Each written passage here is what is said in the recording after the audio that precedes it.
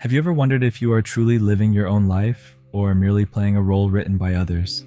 Sometimes you wake up with an unsettling feeling, as if you were trapped in a theater where the script was never yours. Perhaps it's a job chosen to avoid disappointing your parents, or a talent shelved for fear of appearing ridiculous, and so you go on, somewhat numb, as if you were in a slow-motion film without a soundtrack, until suddenly, that stubborn whisper emerges. What if I'm wasting everything I could be? It's in this disturbing silence that Friedrich Nietzsche strikes like thunder. A philosopher who does not ask for permission, who shatters certainties and challenges us to become who we really are, even if that means breaking away from everything. We live in a world where external approval often counts for more than our own will, and without realizing it, we settle into comfort zones that actually resemble zones of oblivion. Have you ever felt that pulsing desire to create something, a project, a piece of art, a change, only to be swallowed by the fear of failure, or by that inner voice saying, "You're not good enough"? It's like walking with a broken compass. You move, but you don't know where you're going. Over time, the silence of an unlived life starts screaming inside of us, and when we finally listen to that scream, it comes with questions that cut deep. Am I really who I wanted to be? Or am I just what's left of others' expectations? If living with purpose seems increasingly difficult, it's because it truly is. There is a subtle pressure for us to conform, and it comes disguised as normality. Phrases like, do what makes money, stick with what's safe, don't try to be different, push us away from what truly beats within us. And this is where Friedrich Nietzsche enters as a rebel with a bold proposal.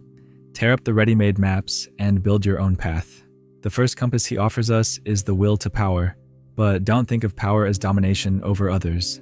Nietzsche is speaking of the power to expand, to grow, to become who you truly are. It is a creative, raw, and intimate force. Become who you are, he writes, not as advice, but as a provocation.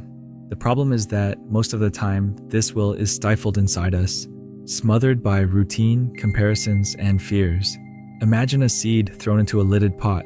It has everything it needs to flourish, but it lacks space, air, light. The will to power is that seed, and the closed pot is a life lived to please others. Lifting that lid is the first step. Yet even when you decide to grow, another question appears. What if I'm choosing wrong? And it is here that Nietzsche presents us with the eternal recurrence. This radical concept challenges us with an uncomfortable hypothesis. What if you had to live this very same life, in exactly the same way, over and over again for eternity? Every choice, every sacrifice, every act, repeated forever. Sounds suffocating, doesn't it? That very discomfort reveals the truth. If you couldn't bear to live this life again, perhaps you are wasting your only chance to live it well. The eternal recurrence is an existential test. It forces us to stop delaying courage and start aligning our actions with what truly matters. And if today were forever, what would you change? But even with this drive, life remains full of uncertainties, losses, and pains. That is why Nietzsche gives us his third and most challenging gift, Amor fati, the love of fate. He doesn't speak of resignation, but of active acceptance. To love fate is to look at your history, including the falls, the mistakes, the wounds, and say, yes, I accept all of it, because it is all me. It is not easy, but it is liberating. And perhaps, amidst the chaos, frustration, or regret, the very passion that was buried under the fear of living will blossom. Now that these three concepts are alive within you, like freshly lit embers, it's time to transform them into action. Because reflecting is essential, but truly living demands movement. If your will to power has already begun to stir within you, how about putting it into practice with small daily gestures? 1. Identify your will to power. Take some time for yourself and ask honestly, what makes me lose track of time? Think of the last time you truly felt alive. What were you doing? Write down these clues. It might be listening to music, cooking, or talking, building something, solving problems.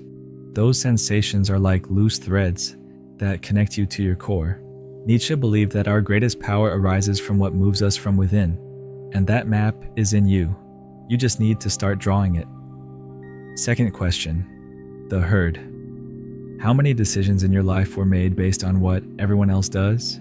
And of those, how many truly benefit you? Reflect, question, reassess. Nietzsche would say that the price of following the herd is living a life that was never yours. So when fear of judgment arises, try asking, will these people bear the consequences of my choice? Or is it me? That very thought might just return the reins of your story. 3. Use the eternal recurrence as your compass. The next time you're in doubt about something, close your eyes and imagine, what if I had to relive this very day with this same decision forever? What do you feel? Lightness or weight? Enthusiasm or apathy? If the idea of repeating this choice suffocates you, perhaps it is a warning. But if you feel peace or even a quiet excitement, maybe you are facing something true. Nietzsche did not propose this concept to scare, but to remind us that eternity begins in the small choices of today. 4. Practice Amor fati, even on hard days. Not everything will go as planned, and that's okay. Instead of fighting reality, try looking at events with a profound yes. Nietzsche does not want you to accept everything with apathy, but to transform each pain into raw material for transformation. He who has a why to live can bear almost any how. So, the next time life seems unfair, ask, how can this strengthen me? What can I learn from this?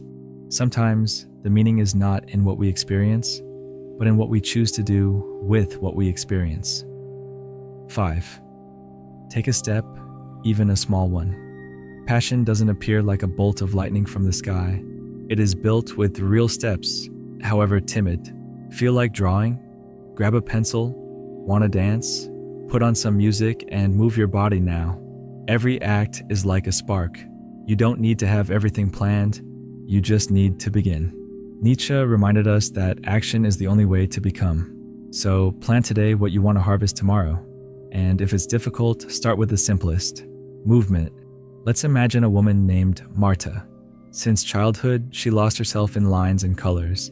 She painted on walls, in notebooks, in dreams. But over time, she swapped brushes for spreadsheets, the easel for a swivel chair, and creative silence for meetings that said nothing. The paycheck came every month. So did the insomnia. During a coffee break, distracted on social media, she came across a Nietzsche quote that seemed to whisper directly into her ear. He who does not walk his own path must live forever as part of the herd. She froze, felt the air grow thin. It was as if she'd seen herself from the outside, gray, pale, hidden in a life she didn't choose, only accepted. And then came the inevitable question.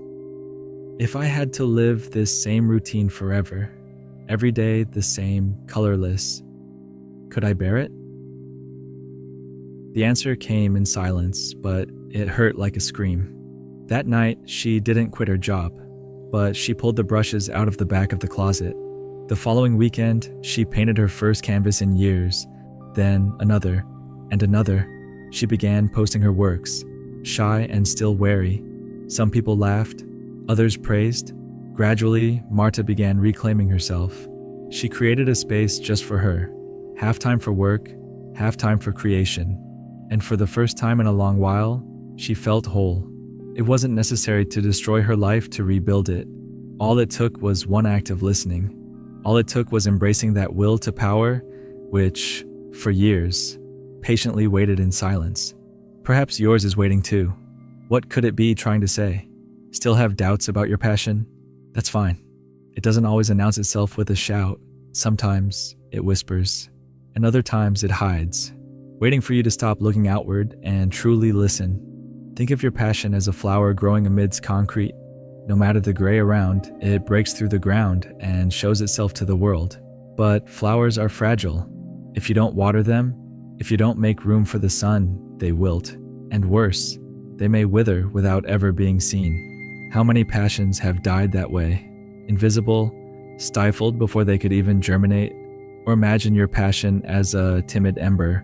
It may not seem like much at first, a vague idea, an old desire, but if you gently blow on it, if you nurture it with time and intention, it becomes fire. A fire that warms, illuminates, transforms. The question is, are you fanning or smothering that fire? Nietzsche believed that life should be a continuous creation, not a monotonous repetition. Passion is that, a creative force within us.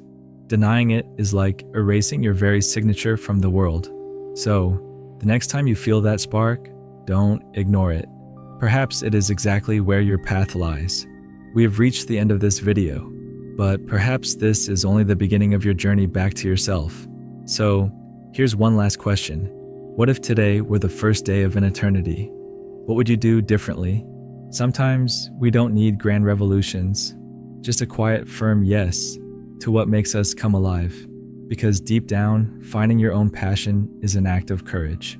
It is also a gift you offer to the world. When you allow yourself to live with purpose, you inspire others to do the same. If this video resonated with you, like it, share it with those also searching for themselves, and write in the comments, what is your spark? What do you feel deserves to bloom but is still hidden? Perhaps by naming it, you are already starting to bring light. And of course, subscribe to the channel for more reflections like this. Here, we don't deliver ready-made answers. We ignite questions that transform.